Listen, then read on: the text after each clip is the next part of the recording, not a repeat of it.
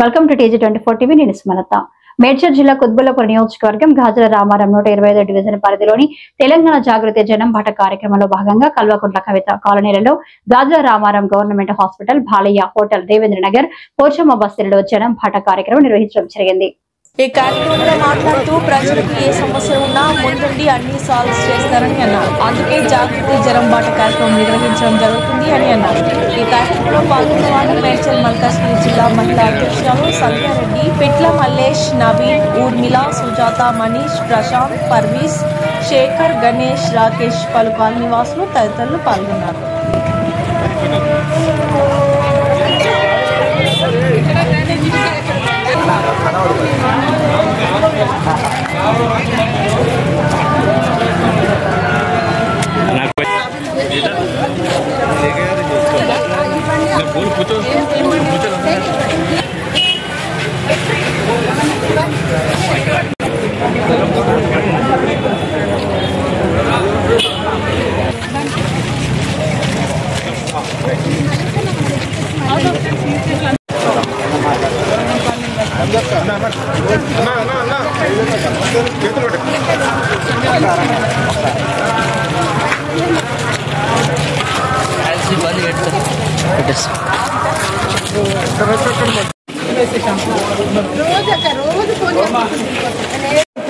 Only మా తల్లికి అయితే ఆ ప్రాబ్లం లేదు మేడం.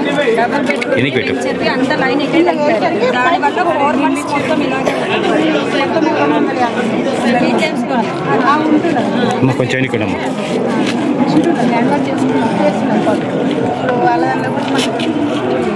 ప్రతి వర్షం కుత్బుల్లాపూర్ నియోజకవర్గంలో మరి అనేక సమస్యల్ని చూసుకుంటూ వచ్చినాం. ఇప్పటిదాకా ఏదైతే మహిళల కోసం హాస్పిటల్ ఉందో చాలా 30 ఏళ్ళ నుంచి దాదాపుగా ఒకటే హాస్పిటల్ ఉన్నది.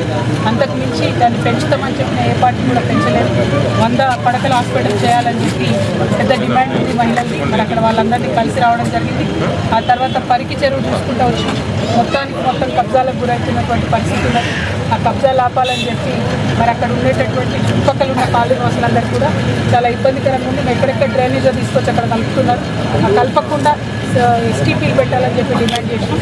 ఇప్పుడు పోచమ్మ బస్తీకి వచ్చినాం. పోచమ్మ బస్తీలో మరి పెద్ద ఎత్తున డబుల్ బెడ్రూమ్ ఇల్లు ఎప్పుడైతే కట్టారో ఇక్కడ ఒక 250 కట్టి ఇవ్వడం జరిగింది.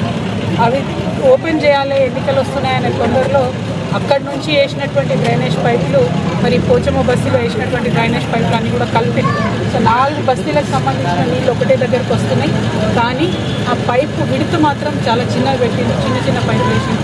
దాంతో ఎప్పటికప్పుడు మురిగి పొంగి పారుతూ ఉన్నది. కాబట్టి దీన్ని తక్షణమే మరి పరిశీలించి అధికారులు సాల్వ్ చేయాలని చెప్పి నేను డిమాండ్ చేస్తూ ఉన్నాను. అదేవిధంగా ఈ చుట్టుపక్కల మరి కరెంటు హై టెన్షన్ వైర్స్ ఏవైతే ఉన్నాయో ట్రాన్స్ఫార్మర్ ఎండ్ అయిన తర్వాత కూడా మరి వాళ్ళు తీయడం లేదు. మిగతా ఎక్స్ట్రా వైర్స్ ఏవైతే ఉన్నాయో కరెంట్ వాళ్ళు వచ్చి చూసినప్పుడేమో, అధికారులు వచ్చి చూసినప్పుడేమో తీసేస్తామంటారు. కానీ తర్వాత ఇంటికి 15,000 నుంచి 30,000 ఇవ్వాలని చెప్పి డిమాండ్ చేస్తున్నారు. అది కరెక్ట్ కాదు. అది తక్షణమే ఎక్స్ట్రా ఉన్నటువంటి వైర్లు తొలగించాలని డిమాండ్ చేస్తున్నాను. అదేవిధంగా ఇక్కడ ఒక 15 బస్తీలు కలిసి మరి అందరు కూడా కమిటీగా ఏర్పడ్డారు. ఇక్కడ ఓవరాల్గా ఉన్న ప్రాబ్లం ఏంటంటే ఎక్కడ కూడా కనీసం శ్మశాన వాటిక లేదు. బొందలగడ్డ ఉన్న దాంట్లో చనిపోయిన వాళ్ళు ఎవరన్నా ఖననం చేయాలన్నా, దహనం చేయాలన్నా అడిగితే 15,000, 10,000, 15,000 అన్నది తీసుకుంటున్నటువంటి పరిస్థితి ఉన్నది. కాబట్టి మరి దానికి అదనంగా ల్యాండ్ ఇవ్వాలని డిమాండ్ చేస్తున్నాం. ఇదివరకు 2 ఎకరాల ల్యాండ్ ఇస్తే ఆ బొందలగడ్డ ల్యాండ్ కూడా మన కుత్బుల్లాపూర్లో ప్రత్యేకంగా కబ్జా పెట్టినట్టు. ఎందుకు కబ్జా అయిందో మనకు తెలియదు. కానీ ప్రజలకు అవసరమైనటువంటి ఈ ల్యాండ్ మాత్రం తక్షణమే ఇవ్వాలి. బొందలగడ్డ ఫ్రీగా ఉండేటట్టుగా చూసుకోవాలి. ఈ 15 బస్తీలకు అనేక సమస్యలు ఉన్నాయి. వీటన్నిటి మీద కూడా కమిటీ సభ్యులతో కలిసి ఎప్పటికప్పుడు ప్రజా పోరాటాలు నిర్మిస్తామని చెప్పి తెలియజేస్తూ మరి అధికారులు ఎన్నికలు లేని సమయంలో కూడా రావాలి. నాయకులు గెలిచిన వాళ్ళైనా ఓడిపోయిన వాళ్ళైనా ప్రజలకు సమస్య ఉందంటే గల్లీలకు వచ్చి పట్టించుకోవాలి. అది చేయకుండా ఎక్కడోళ్ళక్కడ నిద్రావస్థలో ఉన్నారు. కాబట్టి జాగృతి జనం బాట పేరుతో వచ్చి సమస్యలన్నీ ప్రభుత్వం దృష్టికి తీసుకెళ్లి డిమాండ్ చేసి పరిష్కరిస్తూ ఉన్నాం. మరి ఇది కొనసాగుతుంది. మా యాత్ర ఫిబ్రవరి దాకా ఉంటుంది. ప్రతి జిల్లా పోతాం, ప్రతి గల్లీ పోతాం, ప్రజలకున్న సమస్యల మీదనే మాట్లాడతాం. అది ఓట్ల పంచాయతీ కాదు, సీట్ల పంచాయతీ కాదు. ప్రజల సమస్యలను తీర్చడం మా పంచాయతీ. జై తెలంగాణ.